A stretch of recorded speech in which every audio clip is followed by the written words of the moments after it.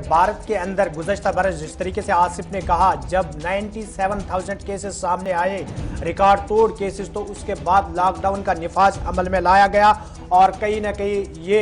सिलसिला जो ये थम गया था। लेकिन इस बीच अगर हम इस रवां बरस की बात करेंगे तो शुरुआत में भी 92,000 तक केसेस आ चुके हैं और तकरीबन पिछले 24 घंटों के दौरान 500 से ज़ायद अफराद की मौत हो चुकी है। तो सूरत हाल संगीन है, तशवीशनाक है। लेकिन मरकजी सरकार सभी रियासतों के साथ सलाह मशवरा कर रही है और मरकजी सरकार की जानिब से इस बीच एक हुक्मनामा भी जारी किया गया है सभी रियासतों और यूटीज़ के नाम, जिसमें रजिस्ट्रेशन के हवाले से यानी हेल्थ वर्कर्स और फ्रंटलाइन वर्कर्स जो है उनकी रजिस्ट्रेशन के हवाले से एक हुक्मनामा जारी किया गया। आसिफ आपको बताएंगे कि हुक्मनामे में क्या क्या चीज़ें उन्होंने कही है। लेकिन इस बीच अगर हम बात करेंगे तो सूरत हाल संगीन है। कोरोना वायरस ने एक बार फिर दस्तक दी है और दस्तक की वजह से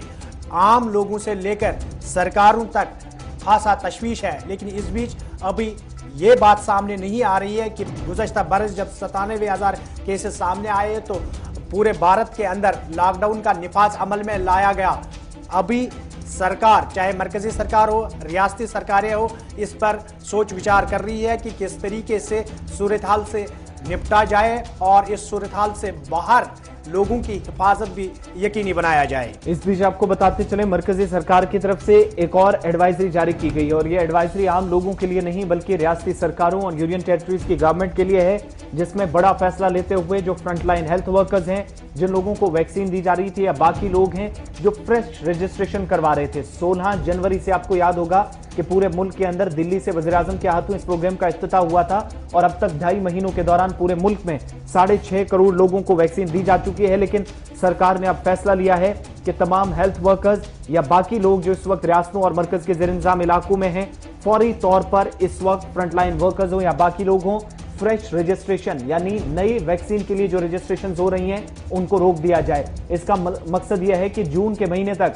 जो टारगेट सेट किया है सरकार ने, उसको अचीव करने के लिए पहले उन लोगों को वैक्सीन दी जाए जो 45 साल से ऊपर जिनकी उम्र है या मुख्तलिफ अमराज में मुब्तला है। सरकार ने यह भी साफ कर दिया है, पिछले दिनों जो 1 अप्रैल को फैसला लिया गया था कि 1 अप्रैल से पूरे मुल्क के अंदर 45 साल से ऊपर जिनकी उम्र है उनको वैक्सीन दी जाएगी। सभी लोग कहीं पर भी अपनी मर्जी से सरकारी या किसी निजी सेंटर के अंदर वैक्सीन लगवा सकेंगे। वो फैसला बरकरार रखा है, 45 साल के ऊपर लोगों को वैक्सीन लगना वो जारी रहेगी। लेकिन अब नई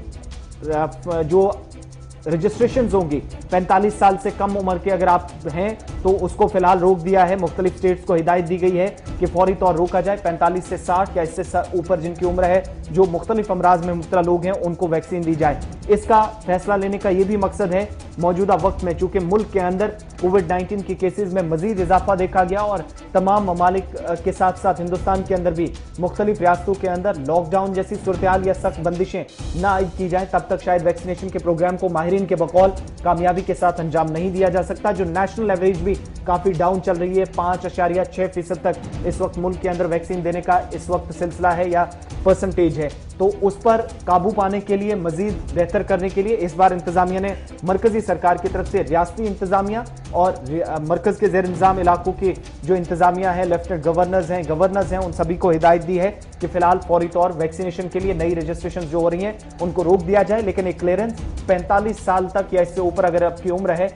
जो फैसला 1 अप्रैल का था सरकार का, उसको बरकरार रखा गया है, वो वैक्सीन उसी हिसाब से ले पाएंगे। चलिए, मरकजी वजारत शहर का हुक्मनामा तमाम रियासतों के नाम, यूटीज़ के नाम और इसके साथ साथ आपको जरा महाराष्ट्र की भी बात बताएंगे। और महाराष्ट्र के हवाले से अगर हम बात करेंगे तो कोरोना के सबसे ज्यादा केसेस जो है वो महाराष्ट्र से ही आ रहे हैं और चंद रोज कबल वहां के वजीर आला ने एक प्रेस कॉन्फ्रेंस की और प्रेस कॉन्फ्रेंस के दौरान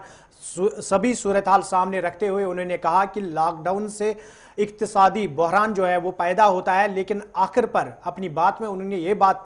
इस बात का इशारा भी दिया था कि अगर जरूरत पड़ी तो लॉकडाउन भी अमल में लाया जाए।